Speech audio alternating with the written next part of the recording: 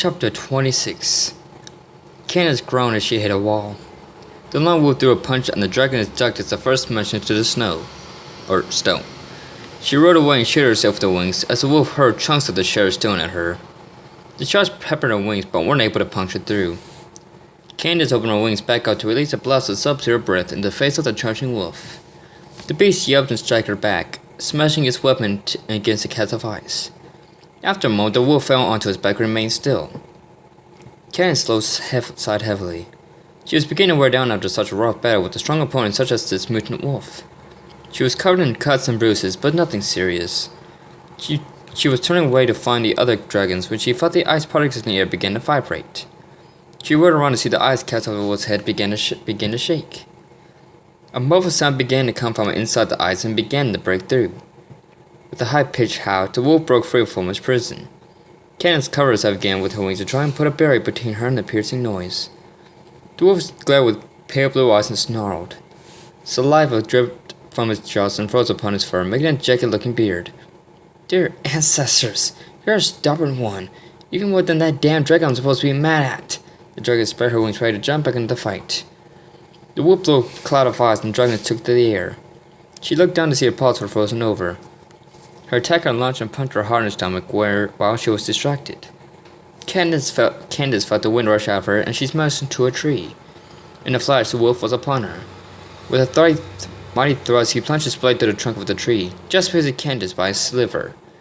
He tried to yank his weapon back out, but it was too deeply lodged in the trunk to come out. Candace spat 2 spikes into the wolf's feet, pinning him in place. The beast howled in pain and reached out to yank the spikes out. Candace spat another pair of spikes and pinned his hands. The wolf's eyes went as he looked over the young dragoness. Candace gave a superior smirk and whipped around, striking the wolf across the face. The impact sent the mutant's head rocking back violently. The hit made him pull on the spikes, then held in place and he howled again. Candace leaped into the air and began to cloud the wolf's face. The canine's blood splattered across the ground. As the dragoness continued to rip away his face, the wolf slowly began to pull a hand free from the frozen spike. With a quick jerk, he wrenched his hand free, steadying himself and the dragon in his blood. He cracked Candace and yanked her off him. The dragon squeaked in surprise at being grabbed. The wolf slammed his feet against the tree trunk and began to press her hard against it. Candace cringed at the pressure against her chest and hissed out frost. She bit down deep in the wolf's wrist, causing the beast to growl in irritation. Candace intensified her bite and injected her ice energy into the wolf's hand. Ice spikes burst from beneath the wolf's skin and the wolf roared in agony. The canine's grip relaxed and Candace dropped to the ground. The wolf flexed his wounded hand across the ice. "No way!" Candace gasped. The wolf struck her across the face and sent her skidding through the snow. Candace shook the stars from her head and resisted the urge to throw up. Her head was spinning and her fatigue was beginning to kick in. The mutant wolf began to slowly open and close his fist, testing the extent of the damage inflicted by the Ice Guardian. At last, he dared to grip the other spike that held him in place. Candace sprung to her feet and lunged.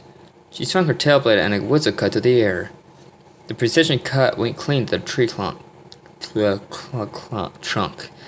wolf's eyes grew wide as the upper section of the tree began sliding down and crushing underneath. In the last ditch effort, the wolf battled and tore his remaining hand free from the spike. He struck the trunk, freezing the entire mass instantly. The wolf cut the trunk and thrust it high into the air. Candace watched in shock as the wolf sprang free from the ground and up towards the frozen tree. He sneered at the dragoness and stomped his bloody fist in the trunk again, shattering it into tiny shards. With a mighty breath, the shards rained down the young dragoness. Candace ducked behind her wings, allowing her ice-encrusted wings to shield her. The cloud of ice particles became almost too thick to see through.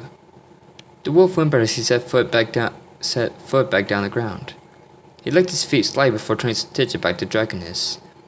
Candace waited for the cloud to clear up before picking out from behind her wings. The wolf smiled when he saw the terrified look on her face. "What in the hell are you?" she gasped.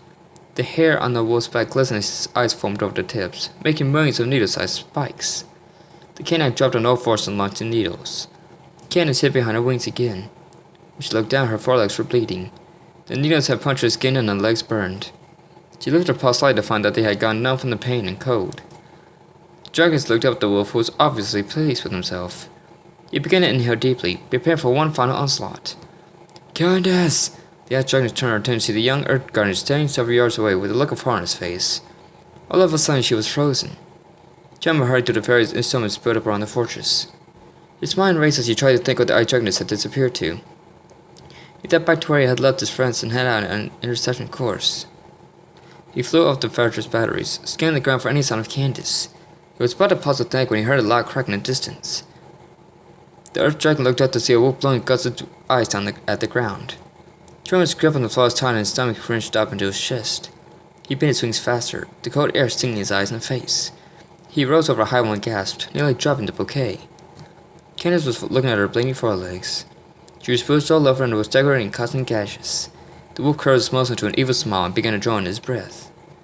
"Candace!" Tremor shouted as he let it. The dragons turned her head with wide eyes. The two exchanged horrified looks. Tremor could see the fear in her eyes. "Tremor, get out of..." The wolf gave a loud roar and blasted Candace with a beam of pure ice energy.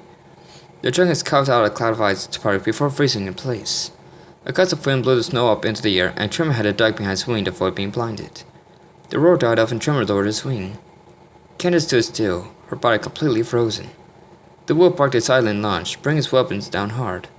The frozen dragon shattered from the impact.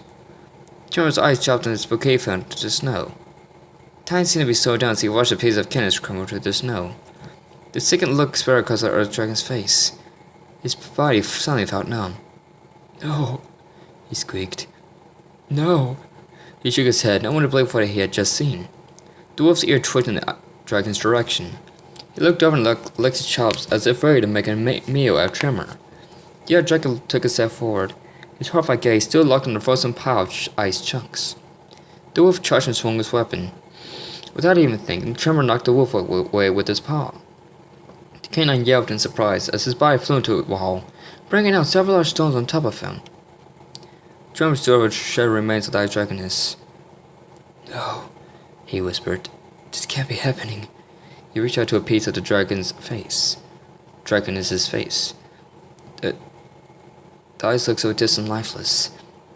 "I can't..." Tremor's heart was trying to mush his way into his throat and he was gasping for breath. "I can't have lost her too."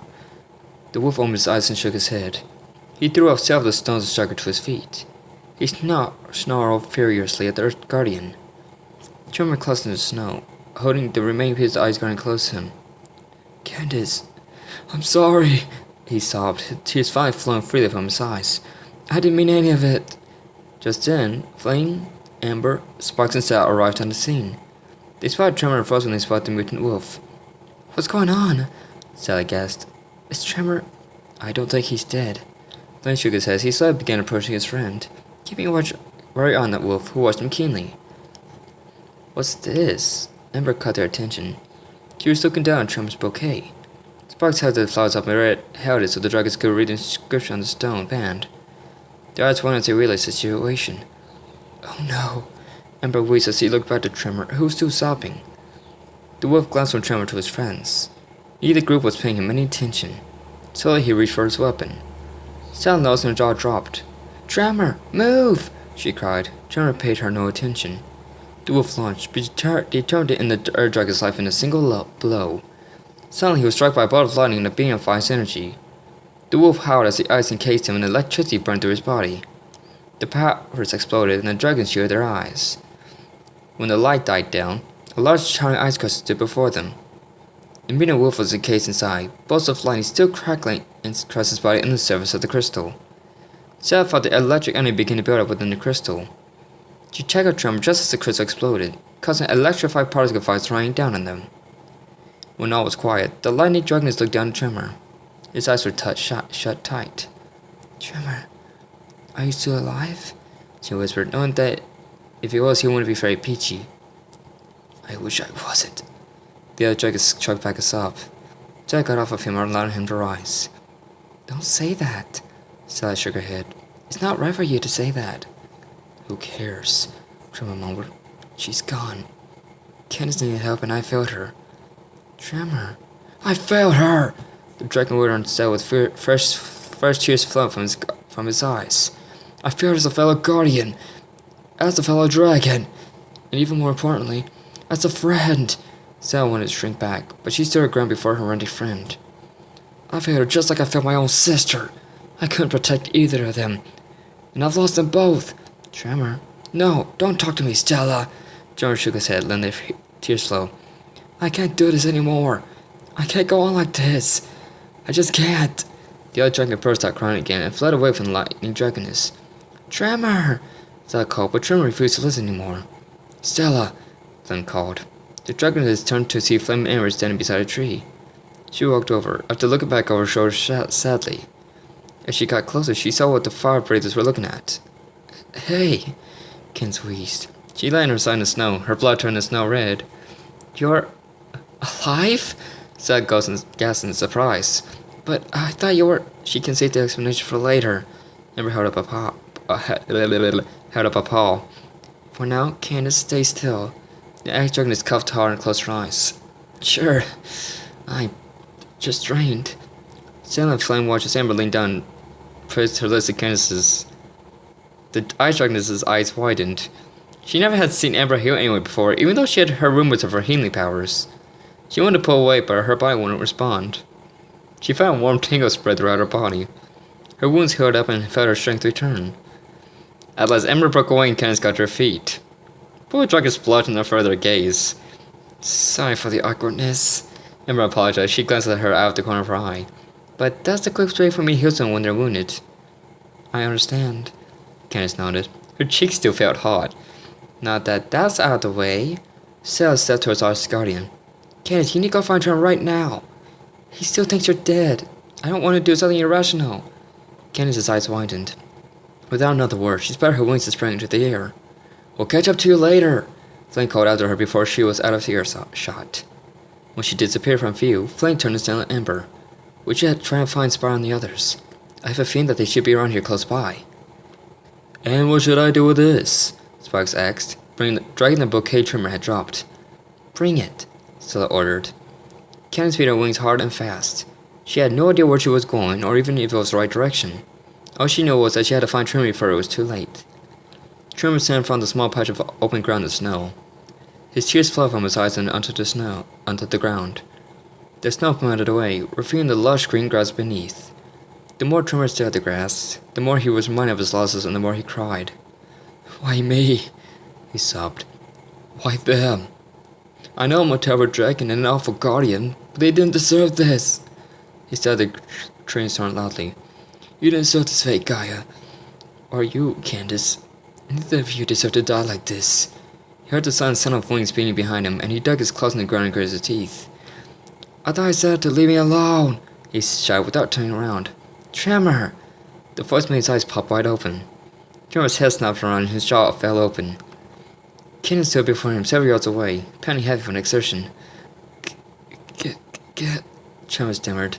His son began to hiccup uncontrollably. It's okay, Tremor. The dragon took a step back. Everything is okay. No! Tremor shook his head in disbelief. You're dead. I saw you die with my own eyes. No, you didn't, Tremor. Candace shook her head. It's really me. But how? Tremor took a frightened step back. He was trembling all over. Candace sighed. It's a special technique I developed when I was young by my grandfather.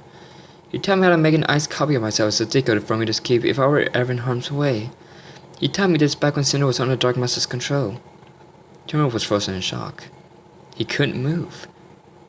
Do you even believe me? Candace said when the Earth Dragon didn't respond. I don't know. Tremor turned away from her and shut his eyes tight. He wasn't sure if he was asleep or awake. He just wanted for everything to be right again. The pain was hurting him again, and his tears began to flow even more. Candace sadly walked over. She brushed against Tremor's side gently as she sat down next to him. The Earth Dragon opened his eyes and stared at her. Slowly he reached out and placed it upon top of hers. When he lifted it, she was still there. It's really you, he whimpered. Candace nodded. That just made Tremor turn away from him again. What's wrong? Candace leaned in close to try and catch his eye. You know what's wrong, Tremor muttered. I thought you were dead. Candace gave an exasperated sigh. Tremor, I said it before. I'm an ice dragoness. I'm at my strongest in a place like this. But you were hurt when I saw you, Tremor protested.